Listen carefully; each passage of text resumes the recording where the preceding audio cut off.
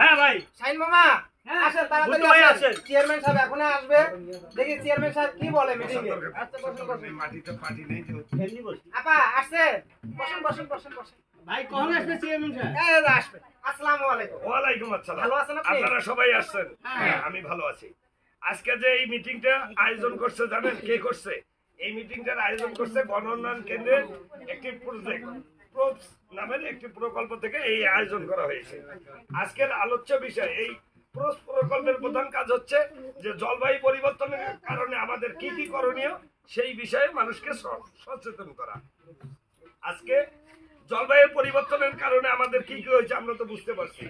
যেমন এই যে খরা ঝরা এলা অসময়ে বন্যা, তারপরে এই যে রাস্তাঘাটের ধুলা, বিভিন্ন কলকারখানার ধোঁয়া, আমাদের প্রতিনিয়ত যে রান্নাবাড়ির ধোঁয়া, এই ধোঁয়াগুলা যে হচ্ছে এই ধোঁয়াগুলো হচ্ছে কার্বন ডাই অক্সাইড। এর কারণেই এই বায়ুর উত্তাপ বেড়ে যায় এবং অনেক আমাদের সমস্যার সৃষ্টি হয়, অসুখ হয় অনেক অসুখ হয়।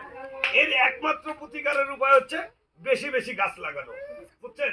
কারণ হচ্ছে গাছ কার্বন ডাই অক্সাইড গ্রহণ করে এবং অক্সিজেন ছেড়ে দেয়, যা মানুষে অক্সিজেন গ্রহণ করে এবং কার্বন ডাই অক্সাইড ছেড়ে দেয়, যার কারণে আমাদের পরিবেশটা শীতল থাকবে, আমরা রোগমুক্ত থাকবো। আর গাছের তো আমাদের অনেক উপকারে আসে না?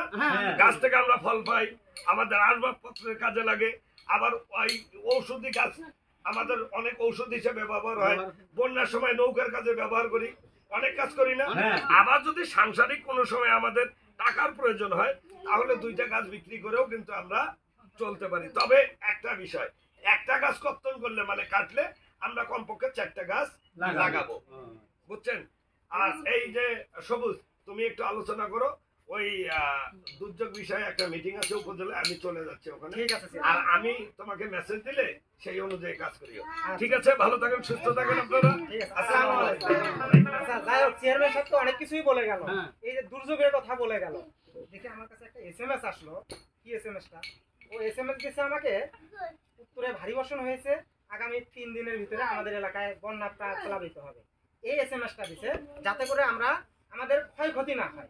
এই আগাম বার্তা, এটা হলো আগাম বার্তা, আমরা যাতে করে উঁচু স্থানে যাইতে পারি বন্যা আসার আগ মুহূর্তে। তাহলে আমাদের কি করতে হবে? ওই রাস্তাঘাট একটু দেখতে হবে, রাস্তাঘাট কি সমস্যা আছে। একটা রাস্তা ভেঙে গেছে, রাস্তাটা এই মুহূর্তে তো আর মাটি দিয়ে পূরণ করা যাবে না, যাবে এখন ওটা ঢালা তৈরি করতে হবে। ভাই চলেন আমরা একটু ওই কাজটা করি। ভাই আপনি ওই এলাকাটা দেখবেন। আচ্ছা ভুট্টু, তুমি তোমার এলাকাটা। আচ্ছা আমার এলাকা আমি দেখব। আচ্ছা ঠিক আছে আচ্ছা